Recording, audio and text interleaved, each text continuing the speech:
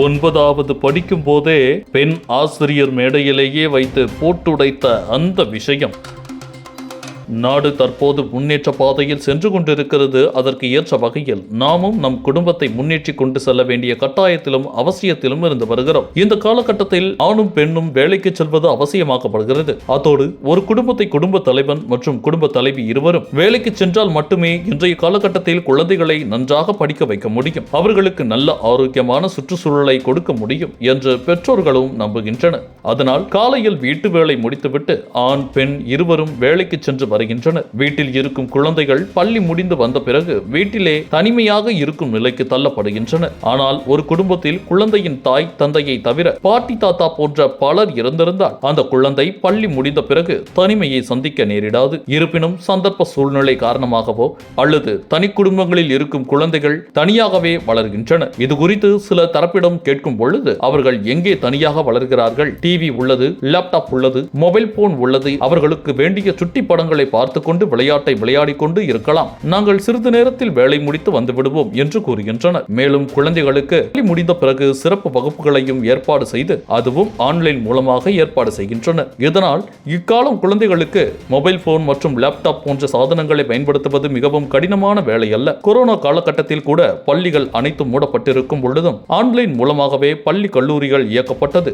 அதன் மூலமாகவே மாணவர்கள் மாணவிகள் அனைவரும் பயின்று வந்தனர். அந்த சூழ்நிலையில் குழந்தைகளுக்கு என்று தனி மொபைல் போன் வாங்கப்பட்டது. குறிப்பாக இக்காலத்தில் பிறந்த குழந்தைகள் 2-3 மாதங்களிலேயே மொபைல் போனிற்கு அடிமையாக்கப்படுகின்றனர். மொபைல் போனை பயன்படுத்த ஆரம்பித்த சில நாட்களிலேயே குழந்தைகள் அந்த மொபைல் போனை முழுவதுமாக பயன்படுத்த கற்றுக்கொள்கின்றனர். ஆனால் அதுவே தற்பொழுது பள்ளி குழந்தைகளை ஆபத்தில் தள்ளிவிடுகிறது. அதாவது ஒரு பள்ளியில் நடைபெற்ற விழாவில் கலந்து கொண்டு பேசிய பெண் பேச்சாளர் மற்றும் சமூக ஆர்வலர் கூறிய விஷயம்தான் தற்போது வைரலாகிறது. அவர் கூறும் பொழுது மொபைல் போனில் தற்போது ஆண்களும் பெண்களும் பேசிக்கொள்வது நார்மலான விஷயமாக மாறிவிட்டது, அதில் தவறு என்றும் இல்லை.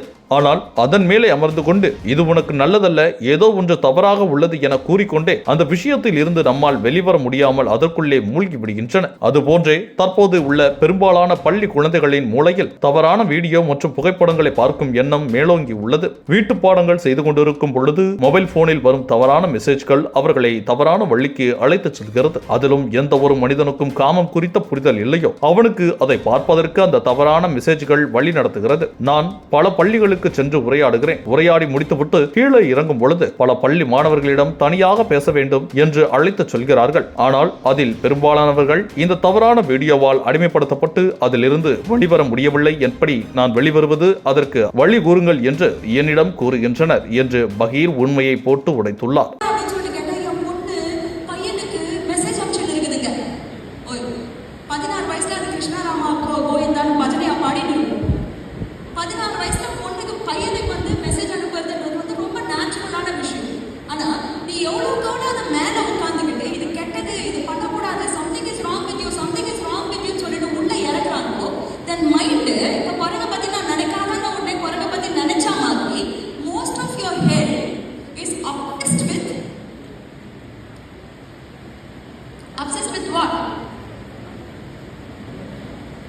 இன்டர்நெட் உள்ள போன உடனே ஒரு மெசேஜ் வரும், for hot pictures click this. வருங்காங்க ஹோம்வொர்க் பண்றப்போ have you seen that, for more hot pictures see this video அப்படின்னு சொல்லிட்டு வரும். எந்த ஒரு மனுஷனுக்கு காமம் மேல ஒரு கரெக்டான ஒரு அண்டர்ஸ்டாண்டிங் இல்லையோ immediately they are tempted. You know how many children, நான் ஒரு மாசத்துக்கு கிட்டத்தட்ட ஒரு 5000 ஸ்டூடெண்ட்ஸ் யாவது பார்க்குறேன். நான் ஸ்டேஜ் விட்டு இறங்கின உடனே so many students walk up to me and say, ma'am உங்ககிட்ட தனியாக பேசணும், உங்ககிட்ட தனியாக பேசணும், உங்ககிட்ட தனியாக பேசணும். என்ன தனியாக பேசணும்? ஆல்வேஸ் 100 people வந்து என்கிட்ட வந்து தனியாக பேசணும்னு சொல்லிட்டு வராங்கன்னா 80% of the students they say, ma'am நான் பண்ணக்கூடாதுன்னு நினைக்கிறேன், but I'm so addicted to bad videos, watching bad videos. I don't know what to do, I don't know how to come out of it. ஏன் இந்த addiction வருது? என்கிட்ட ஒரு பொண்ணு வந்தது 9th standard. She tells me I'm so addicted to pornographic videos. I said 9th standardல உனக்கு அதை பத்தி என்னமா தெரியும் அப்படின்னா, கிடையாது கேட்டேன். நான் 6ஆம் கிளாஸ்ல இருந்து பார்க்க ஆரம்பிச்சேன். எப்படி பார்க்க ஆரம்பிச்சேன்? எங்க அப்பா அம்மா 2 பேருமே வேலைக்கு போவாங்க. நான் 6ஆம் கிளாஸ்ல எங்க ஒரு நாள் எதேச்சியா எங்க சிஸ்டம் ஆன் ஆயிருந்தது. பார்த்தா there was something on and I started seeing. 3 years from 6th standard. உடல்ல மெச்சூரிட்டி வரதுக்கு முன்னாடியே the child has got addicted to pornography. இப்போ உள்ளுக்குள்ள அந்த பொண்ணு கிட்ட பேசுற 1.5 மணி நேரத்துக்கு